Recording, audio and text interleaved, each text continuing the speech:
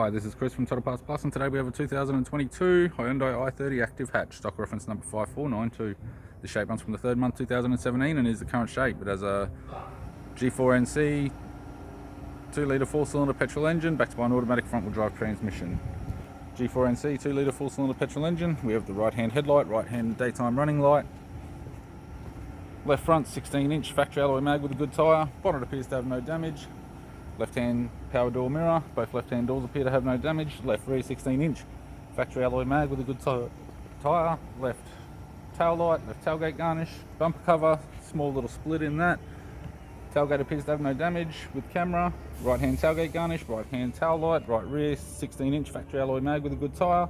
Right rear door appears to have no damage. Right front door appears to have no damage. Right power door mirror, right guard no damage, and right front 16-inch factory alloy mag with a good tyre. With the driver's side door trim, power window master switch.